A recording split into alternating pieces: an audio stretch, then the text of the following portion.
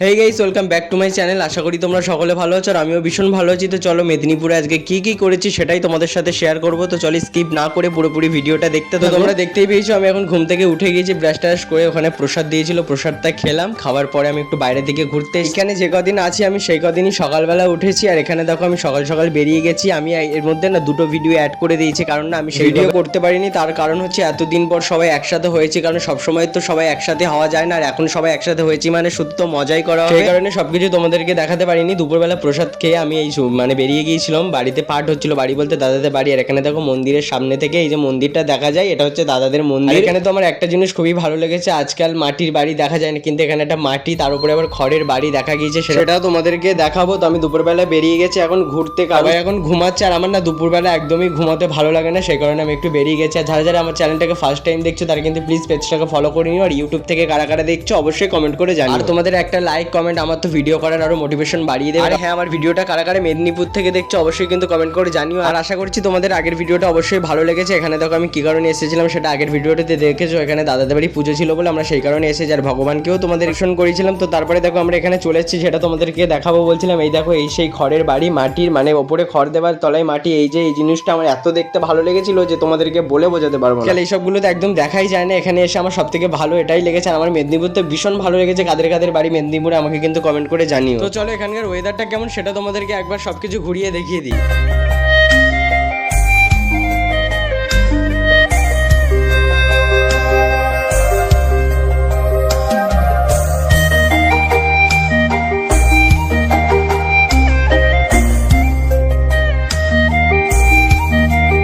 আর ওদিকে তো সবাই ঘুমাচ্ছে, আর আমরা এখানে দুটো দাদার আমি ঘুরতে এসেছিলাম। আর এখানে দেখো আমি ভিডিওটা তোমাদেরকে প্রথমেই বলেছি যে আমি দুদিন অ্যাড করেছিলাম, তো তারপরের দিন সকালে চলে আসি। চলো, তো তারপরের দিন সকাল সকাল উঠে গিয়েছে, আর এখন বাজে প্রায় 6:30 মতো। আর এখানে দেখো ওয়েদারটা কেমন লাগছে, পুরো চোরদিকে মানে ঠান্ডা ঠান্ডা আবহাওয়া, কুয়াশা কুয়াশা ভাব না। এটা যদি শীতকাল হতো তাহলে অবশ্যই কুয়াশা থাকতো। আজকে দেখো আমি জানকীনাথ মন্দিরে যাবো দুপুরবেলা, মানে খাওয়া দাওয়া করে বলেছে যে যাবে, আর তোমাদেরকেও যা দেখাবো। আর তোমরা কারা কারা এসেছো এখান থেকে কিন্তু কমেন্ট করে অবশ্যই জানাবে। আমরা দেখো সকাল সকাল উঠে গিয়েছে, বললাম তোমাদেরকে প্রথমে। এখানে দেখো আমাদেরকে প্রসাদও খেতে দিচ্ছে, এখানে ঘুগনি মুড়ি দিয়েছে। আর তার আগে পিঠে আরো অনেক কিছু ছিল, যেগুলো আমি মিষ্টি তো সেই কারণে খাই। যারা আমার আগে থেকে ভিডিও ফলো করো তারা তো সবাই জানো যে আমি মিষ্টি একদম পছন্দ করি না। তো তারপরে দেখো আমি খাওয়া দাওয়া করে প্রথমেই উঠে গিয়েছি, আর এখানে সবাই বসে বসে এখন খাচ্ছে। আর যে দাদাটার বাড়ি পুজো ছিল সেই দাদাটা আমার পাশে বসে আছে, কিন্তু ক্যামেরাতে দেখা যাচ্ছে না। তারপরে আবার কি দুপুরবেলা খেতে চলে আসলাম, আর এখানে কিন্তু অনেক রকম প্রসাদ করেছিল, যেগুলো আমি তোমাদেরকে সবকিছু দেখাতে পারিনি। এখানে দেখো যেটুকু আমি দেখাতে পেরেছি, ওখানে সবজি আর কি ডাল ছিল আমার ঠিক মনে পড়ছে না। তো তারপর খাওয়া দাওয়া করে রেস্ট নিয়ে তোমাদেরকে প্রথমেই বললাম যে আমি আজকে জানকীনাথ মন্দিরে যাব। তো জানকীনাথ মন্দিরের উদ্দেশ্যে বেরিয়ে গেলাম। এখানে আমার কখনো আসা হয়নি, এর আগেও দাদার বাড়ি এসেছিলাম মেদিনীপুরে, কিন্তু এই মন্দিরটায় যাওয়া হয়নি। আর এবারে সবাই মিলে হয়েছে যে গেলে অবশ্যই তো ঘুরতে যেতে হবে।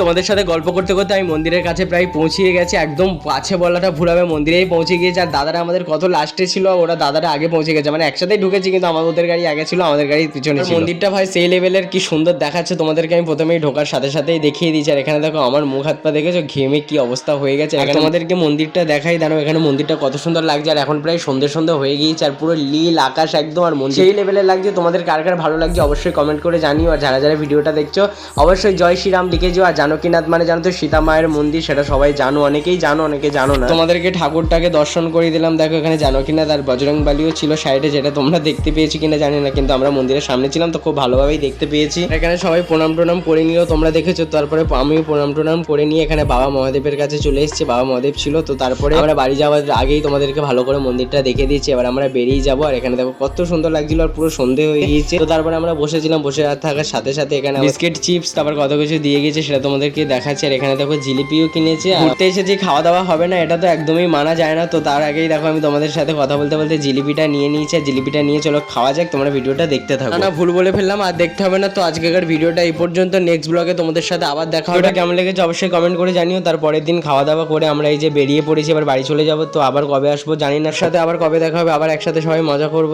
ভীষণ মিস করবো।